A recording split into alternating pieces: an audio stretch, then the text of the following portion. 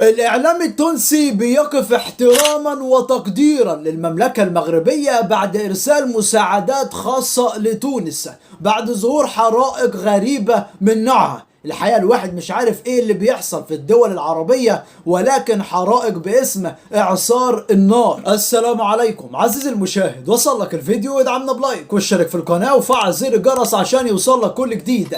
الاعلام التونسي حرفيا في حالة صدمة في كل صفحاته ومواقعه بعد ظهور حرائق قوية جدا في الغابات التونسية، وكمان ظهور شكل جديد وهو حرائق اعصار النار. عبارة عن إعصار ولكنه كله من نار بيضرب في الأراضي بشكل غريب جدا. ربنا يحفظ دولة تونس الشقيقة من كل شر بإذن الله ومن كل الحرائق دي. على سبيل المثال صفحة المانيهلا إريانا التونسية كتبت الآن: ارتفاع الحرارة في تونس، حاليا يعيش العالم حالة غريبة عجيبة من المصائب تستدعي الدراسة والعودة إلى الله. فيروسات وأوبئة، ارتفاع درجات الحرارة، حرائق وفيضانات، والبشرية في غيها لا تتعظ. قال تعالى: ظهر الفساد في البر والبحر بما كسبت أيدي الناس ليذيقهم بعض الذي عملوا لعلهم يرجعون.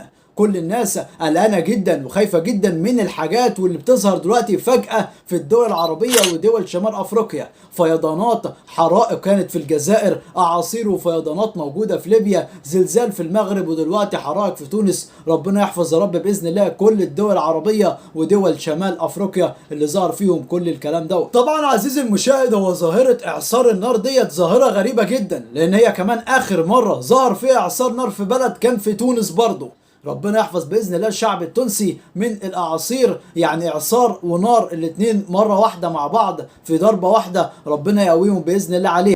ايه اللي بيحصل ده؟ ايه اللي انا شايفه ده؟ وعلى حسب صحيفة العربية تونس، فالملك محمد السادس امر ان هو بارسال المساعدات العاجلة لدولة تونس الشقيقة. ربنا يحفظهم باذن الله من كل المصائب. الحقيقة كل الشكر والتحية والتقدير للمملكة المغربية، هي ديت بالفعل الدولة الشقيقة اللي بتساعد كل الدول العربية في وقت ازماتهم، رغم ان هم كانوا بيعانوا من ازمة الزلزال. دلوقتي عايزين يرسلوا مساعدات لتونس، وقبل كده ساعدوا ليبيا بعد الاعصار والفيضان اللي ضربوا البلاد وارسلوا لهم مهندسين. بصراحه كتر خيرهم جدا الشعب المغربي والملك محمد السادس. كمان من ضمن الاخبار اللي معانا النهارده عزيزي المشاهد، الجزائر بتعلن رسميا، ولكن ليس رسميا جدا، ولكن عن طريق المعلق الجزائري حفيظ دراجي، واللي يعتبر هو كل كلامه رسمي واللي بيتكلم باسم الجزائر. قال ان الجزائر ستنسحب رسميا بعد الاتحادية الجزائرية الجديدة من تنظيم كأس الأمم الأفريقية 2025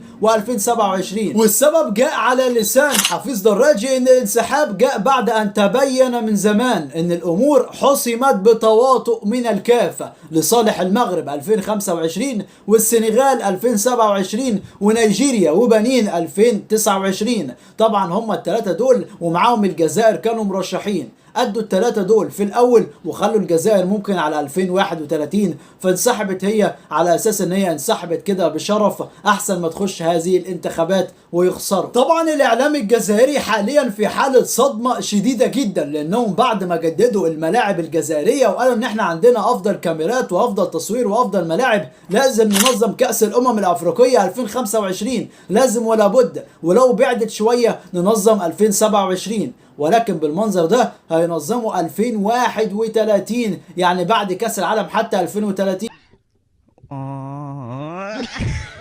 طبعا عزيزي المشاهد كلمة تواطؤ الكاف ديت من الاعلام الجزائري غلط تماما، ولو خرجوا قالوها كده هوت قدام باتريس موتسيبي رئيس الكاف وقدام الناس كلها، ممكن الجزائر تتحرم من اي مشاركة افريقية سواء منتخب او نادي، لان انت كده بتتهم الكاف رسميا بالرشوة في وشه. فهتخرج الاتحادية الجزائرية بعد ايام قليلة ويقولوا اننا انسحبنا بسبب اننا عندنا اولويات اهم من كأس الامم الافريقية. ايه هي بقى الاولويات الاهم؟ طبعا غير موجود، ولكنهم هيقولوا كده هوت احسن ما يقولوا تواطؤ الكاف والكلام دوت ويتعرضوا لعقوبات صارمة على الجزائر. كده كتير والله كتير.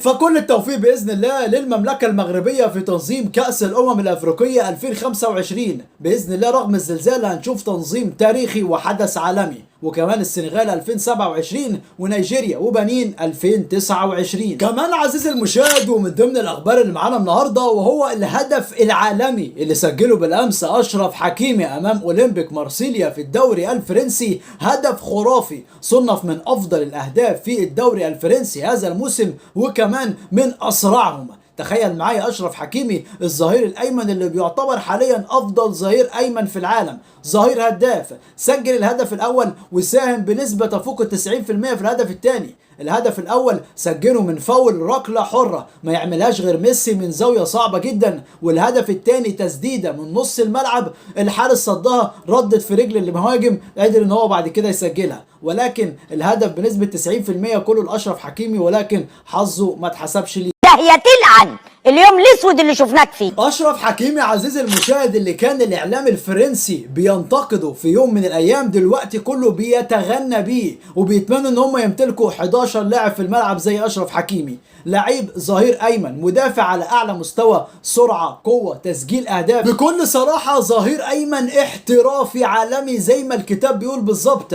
وقدامك دلوقتي على الصوره دوت حساب الليجا الفرنسي الرسمي وهو بيتغنى باشرف حكيمي بعد تسجيله الهدف الاول وكمان المساهمه الكبيره جدا في الهدف الثاني. انا بابا يلا. والحقيقه هو مش حساب الدوري الفرنسي بس اللي كان بيتغنى بيه، ده كل الصفحات والاعلام ومشجعين باريس سان جيرمان. وكده كمان عندك حساب كأس العالم فيفا الرسمي كتكلم كمان باللهجة أو بالدراجة المغربية وكتب هذا الوليد زوين على هدف أشرف حكيمي العالمي اللي سجله من فاول ركلة حرة من مكان بعيد المدى وصعب جدا. كينج عليا الطلاق، كينج يا زميلي. يعتبر كده عزيزي المشاهد أشرف حكيمي يساهم في كل مبارياته في شهر سبتمبر مع نادي باريس سان جيرمان، قدر ان هو يسجل هدف امام مارسيليا، امام دورتموند، لعب امام ليس وقدر ان هو يعمل اسيست واخيرا سجل امام ليون هدف. يعني بصراحة عامل شهر سبتمبر المفروض هو يكون لاعب الشهر في باريس سان جيرمان. بكل تأكيد الاهداف ديت والاسيستات والاداء العالمي اللي بيقدمه في دوري ابطال اوروبا وكمان في الدوري الفرنسي يقول لك ان احنا معانا افضل ظهير ايمن في العالم وهو المغربي اشرف حكيمي باداء اكتر من رائع. وفي نهايه الفيديو ما تنساش تدعمنا بلايك وتشترك في القناه وتفعل زر الجرس ولينك الفيسبوك في اول كومنت.